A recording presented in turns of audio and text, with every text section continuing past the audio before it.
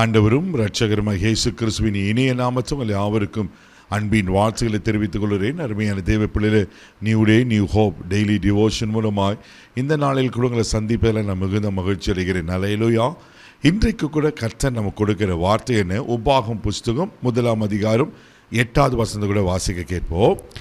இதோ இந்த தேசத்தை உங்களுக்கு முன்பாக வைத்தேன், நீங்கள் போய் கர்த்தர் உங்கள் பிதாக்களாகிய ஆபிரகாமுக்கும் ஈசாக்குக்கும் யாக்கோப்புக்கும் அவர்களுக்கு பின்வரும் அவர்கள் சந்ததிக்கும் ஆணையிட்டு கொடுத்த அந்த தேசத்தை சுதந்தரித்து கொள்ளுங்கள் என்றார். ஹல்லேலூயா. எத்தனை அருமையான ஒரு வாக்குத்தத்தம் பாருங்க. இங்க ஆண்டவர் சொல்றாரு, இந்த தேசத்தை உங்களுக்கு முன்பாக வைத்தேன், நீங்கள் போய் என்ன பண்ணாத சுதந்தரித்து கொள்ளுங்கள். தேவ பிள்ளைகளே, நீங்களும் நானும் யார் தெரியுமா? சுதந்தரித்து கொள்ளுகிறவர்கள். அப்படின்னா ஆண்டவர் நமக்கென்று ஆயத்தம் பண்ணி வைத்திருக்கிற ஆசீர்வாதங்களை, நன்மைகளை, உயர்வுகளை, சுகத்தை, ஐஸ்வர்யத்தை, சமாதானத்தை, மகிழ்ச்சியை எல்லாவற்றையும் நம்ம சுதந்தரித்து கொள்ளுகிறவர்கள். இன்னைக்கு இப்படிப்பட்ட நன்மைகள் இல்லாதனால தான் இன்னைக்கு எத்தனை குடும்பங்களில் வேதனையோ கஷ்டமோ நஷ்டமோ அனுபவித்து கொண்டிருக்கிறார் அல்லவா? அல்லேலூயா. இங்கே ஆண்டவர் சொல்கிறார், நீங்கள் போய் சுதந்திரிக்கிற தேசத்தில் ஆண்டவர் வாக்கு பண்ணியிருக்கிறார், பாலும் தேனும் ஓடுற கானான் தேசத்தை உங்களுக்கு நான் சுதந்திரமாக தரப்போறேன்னு. அந்த வாக்குத்தத்தம் பண்ண தேசத்தை நீங்கள் போய் என்ன பண்ணமா? சுதந்திரித்து கொள்ளுவீங்கள். அல்லேலூயா. இங்கே ரொம்ப அழகாக சொல்லப்பட்டிருக்கு, கர்த்தர் உங்கள் பிதாக்களை ஆபிரகாமுக்கும் ஈசாக்குக்கும் யாக்கோப்புக்கும் அவருக்கு பின்வர சந்ததிக்கு ஆணையிட்டு கொடுத்த தேவ பிள்ளை, எதெல்லாம் கர்த்தர் உங்களுக்கு ப்ராமிஸ் பண்ணியிருக்கிறாரு, எதெல்லாம் கர்த்தர் உங்களுக்கு வாக்கு பண்ணியிருக்கிறாரு, அல்லேலூயா, எதெல்லாம் உங்களுக்கு ஆணையிட்டு கொடுத்திருக்கிறார், அப்போ எல்லாவற்றையும் நீங்கள் நிச்சயமாய் சுதந்திரித்து கொள்வீர்கள். அல்லேலூயா. 1 பேதுரு புஸ்தகம் 3 அதிகாரம் 9வது வசனம் இப்படியா சொல்லப்பட்டிருக்கு. வாசிக்க கேட்போம். நீங்கள் ஆசீர்வாதத்தை சுதந்தரித்து கொள்ளும்படிக்கு அழைக்கப்பட்டிருக்கிறீர்கள் என்று அறிந்து ஆசீர்வதியுங்கள். அல்லேலூயா. தேவ பிள்ளைகளே, இங்க அப்போஸ்தலனாகிய பேதுரு சொல்றாரு, நீங்கள் ஆசீர்வாதத்தை சுதந்தரித்துக் கொள்ளுங்கள் என்று.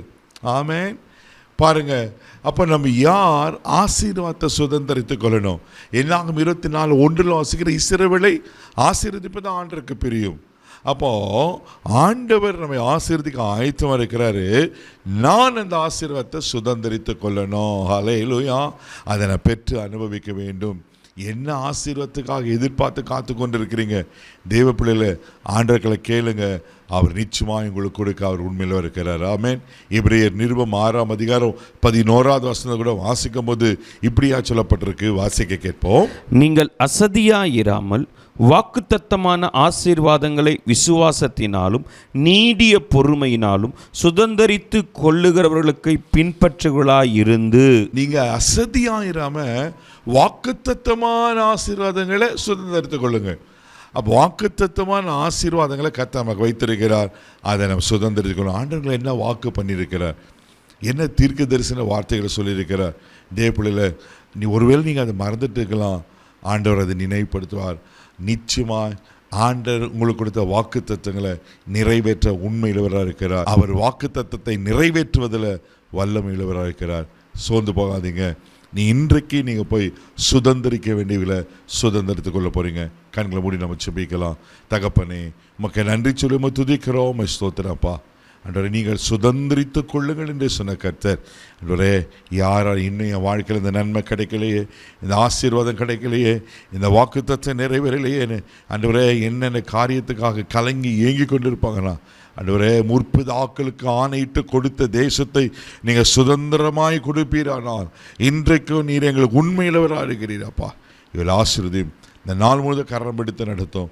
தெய்வீக பாதுகாப்பாக போடுகிறேன். எல்லா தீங்குக்கு விலைக்கு காத்துள்ளும். இயேசுவின் மூலம் ஜெபக்கெல்லாம் பிதாவே, ஆமென். நீங்கள் போய் சுதந்திரித்துக் கொள்ளுங்க. God bless you.